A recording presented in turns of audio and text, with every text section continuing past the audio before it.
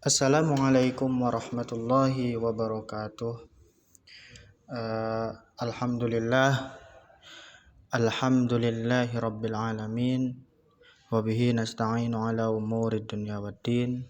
Wassalatu wassalamu ala asyrafil anbiya'i wal mursalin wa ala alihi wa sahbihi ajma'in. Allahumma salli ala sayyidina Muhammad wa ala ali sayyidina Muhammad, amma ba'du. Selamat pagi semuanya. Semoga selalu dalam lindungan Allah Subhanahu wa taala, tetap semangat, tetap jaga kesehatan, jaga kebersihan, dan tetap selalu memakai masker sesuai protokol kesehatan. Pada kesempatan kali ini izinkan saya untuk menerangkan tentang bab 10 pada mata pelajaran PAI, Pendidikan Agama Islam, yaitu tentang menyayangi binatang dalam syariat penyembelihan. Seperti yang sudah kita ketahui bersama, bahwa Allah Subhanahu wa taala telah memberikan begitu banyak nikmat yang dikaruniakan kepada hambanya. Pernahkah kita mencoba untuk menghitung nikmat Allah tersebut? Nikmat Allah tidak bisa dihitung karena saking begitu banyaknya nikmat Allah yang diberikan kepada seluruh makhluknya. Di dalam Al-Quran surat Ar-Rahman, Allah Subhanahu wa taala berfirman, "Fabi ayyi ala'i rabbikuma tukadziban?" Maka nikmat Tuhan manakah yang kamu dustakan? Nikmat Tuhan mana lagi yang kamu dustakan? Karena sesungguhnya Allah Subhanahu wa taala telah memberikan begitu banyak keberkahan, karunia-Nya, nikmatnya yang diberikan kepada makhluknya, makhluk ciptaannya. Maka sudah sepantasnya kita senantiasa bersyukur kepada Allah Subhanahu wa taala karena atas karunia nikmatnya sebagai sumber makanan bagi kita, seperti yang berasal dari tumbuhan dan hewan. Itu termasuk salah satu nikmat Allah Subhanahu wa taala. Allah menciptakan alam semesta ini terdiri dari tumbuhan, hewan, manusia, alam, dan lain sebagainya. Itu merupakan nikmat Allah Subhanahu wa taala. Maka sudah sepantasnya kita untuk terus bersyukur kepada Allah Subhanahu wa taala. Oke, baiklah. Untuk saat ini mari kita dengarkan, pahami tentang menyayangi binatang dalam syariat penyembelihan. Allah menciptakan begitu banyak hewan. Ada salah satunya hewan yang boleh dimakan atau dikonsumsi dan hewan yang tidak boleh dikonsumsi. Salah satu hewan yang boleh dikonsumsi adalah hewan seperti kambing, ayam, kerbau, dan lain sebagainya yang boleh dikonsumsi. Di sini ada dialog Islami antara Budi dan Pak Akbar. Saya mau tanya, Pak, bolehkah kita mengkonsumsi daging ayam yang mati tanpa disembelih? Pak Akbar menjawab, Budi, ayam yang mati tanpa disembelih termasuk bangkai. Islam melarang umatnya mengkonsumsi bangkai. Nah, jadi ketika ada hewan yang dikonsumsi atau yang mati tanpa disembelih terlebih dahulu, maka ayam tersebut termasuk bangkai. Dan agama kita, agama Islam, melarang umatnya untuk mengkonsumsi bangkai. Kecuali ada beberapa bangkai yang boleh dimakan, yaitu bangkai ikan dan belalang. Oke, lanjut. Ketentuan penyembelihan hewan.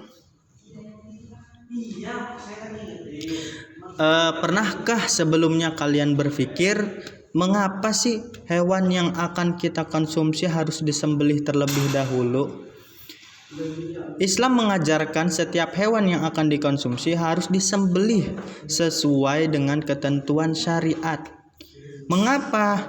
Karena menurut penelitian, daging hewan yang sudah disembelih akan menjadi sehat untuk dikonsumsi. Namun, perlu diketahui ada 2 jenis hewan yang halal dikonsumsi tanpa disembelih terlebih dahulu, yaitu ikan dan belalang.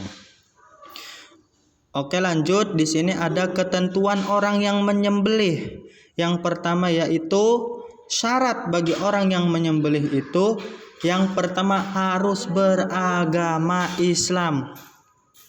Penyembelihan yang dilakukan oleh orang yang kafir, orang musyrik maupun orang murtad atau keluar dari agama, hukumnya tidak sah ketika akan menyembelih hewan.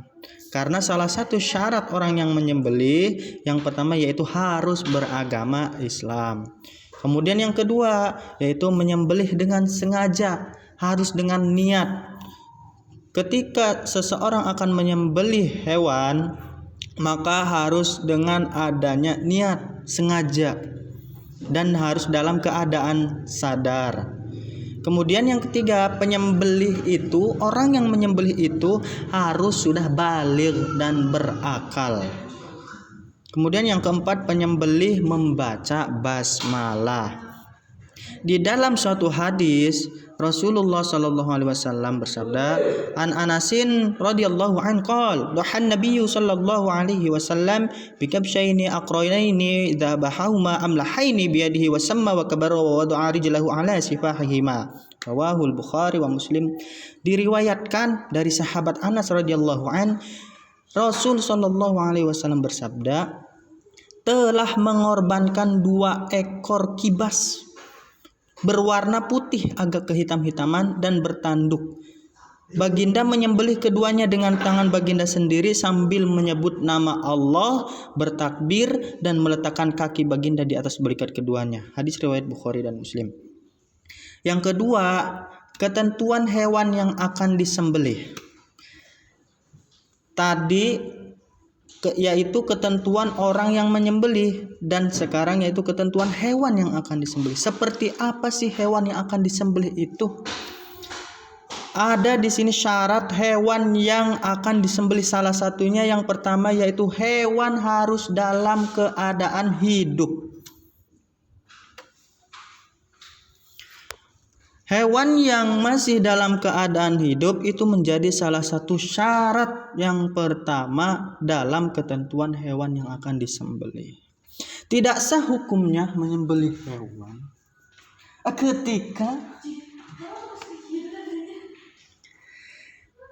ketika hewan tersebut sudah mati.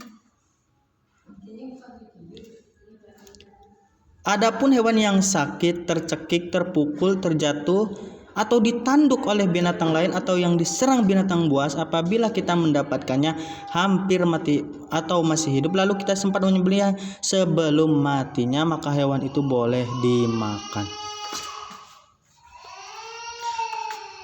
Allah Subhanahu wa taala berfirman, hurrimat 'alaikumul maitatu waddamu wa lahmul khinziri wa ma uhilla li ghairillahi bihi wal munkhaniqatu wal mawqudatu wal mutaraddiyatu wan natihatu wa ma akala sab'u ila ma dhakkaitum. Diharamkan bagimu memakan bangkai, darah, daging babi dan daging hewan yang disembelih bukan atas nama Allah, yang tercekik, yang dipukul, yang jatuh, yang ditanduk dan yang diterkam binatang buas kecuali yang sempat kamu sembelih. Kemudian ketentuan yang kedua yaitu hewan tersebut hewan tersebut termasuk hewan yang halal. Hewan tersebut harus termasuk hewan yang halal. Hewan yang haram dikonsumsi seperti katak, babi, anjing, dan sebagainya tidak sah disembelih. Hewan yang diperoleh melalui cara haram juga tidak sah disembelih. Kemudian ketentuan alat penyembelih. Alat yang digunakan untuk menyembelih hendaknya memenuhi ketentuan sebagai berikut. Alat yang pertama, alat yang digunakan tajam dan dapat melukai. Ketajaman alat dimaksudkan agar proses penyembelihan berlangsung secara cepat sehingga hewan tersebut segera mati. Nah, jadi ketentuan alat untuk ketika akan digunakan untuk menyembelih hewan, maka harus menggunakan alat seperti pisau yang tajam. Jangan sampai pisau tersebut tumpul sehingga dapat menyiksa hewan tersebut. Kemudian yang kedua, alat tersebut tidak terbuat dari tulang, kuku, atau gigi.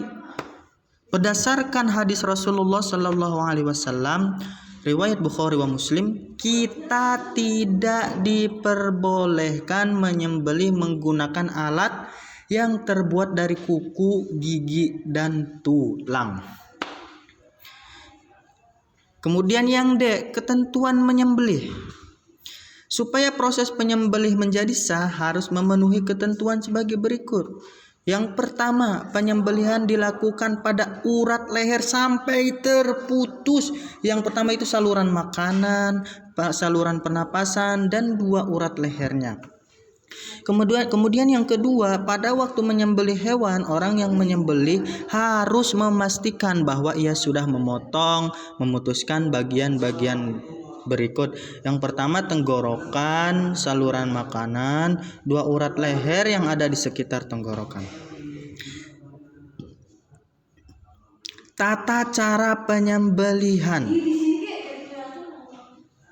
Tata cara penyembelihan hewan itu ada 2 opsi. Yang pertama, tata cara penyembelihan secara tradisional dan tata cara penyembelihan secara mekanik atau modern. Cara penyembelihan tradisional yang pertama yaitu 1. Seorang yang akan menyembelih hewan tersebut harus menyiapkan lubang penampung darah. Kemudian yang kedua, hewan yang akan disembelih dihadapkan ke kiblat, lambung kiri di bawah. Yang ketiga, kaki hewan dipegang kuat-kuat atau diikat, kepalanya ditekan ke bawah. Yang keempat, leher hewan diletakkan di atas lubang penampung darah yang sudah disiapkan. Kemudian yang kelima, berniat menyembelih. Yang keenam, membaca basmalah, sholawat Nabi, dan takbir yang berbunyi Bismillahirrahmanirrahim. Allahumma salli ala sayyidina Muhammadin wa ala ali Muhammad. Allahu akbar, Allahu akbar, Allahu akbar. Nah, kemudian yang B, tata cara penyembelihan secara mekanik. Penyembelihan mekanik dilakukan agar penyembelihan bisa lebih cepat. Penyembelihan seperti ini biasanya dilakukan di tempat khusus penyembelihan hewan. Adapun tata cara penyembelihan secara mekanik sebagai berikut. Yang pertama, pastikan mesin pemotong sudah menyala. Yang kedua, siapkan hewan yang akan disembelih.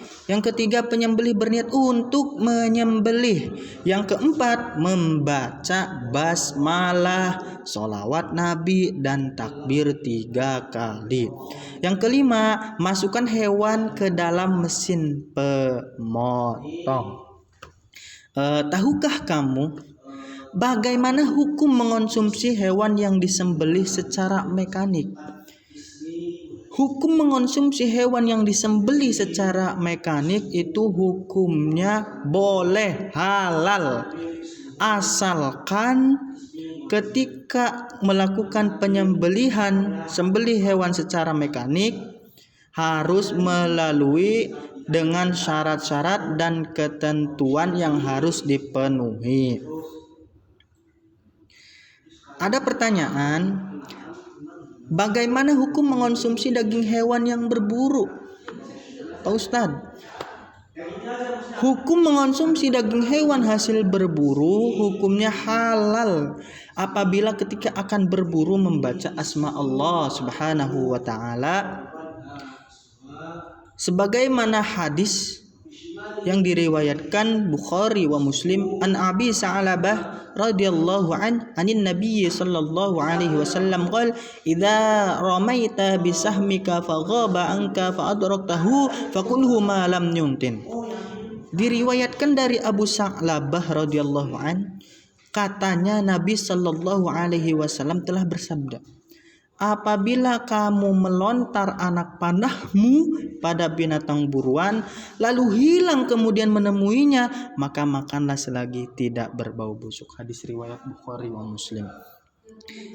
Ya, cukup sekian, kurang lebihnya mohon maaf. Mudah-mudahan bermanfaat, karena seutama-utamanya manusia yaitu yang bermanfaat bagi manusia yang lain. Kurang lebihnya mohon maaf. Wabillahi taufiq wal hidayah. Wassalamualaikum warahmatullahi wabarakatuh.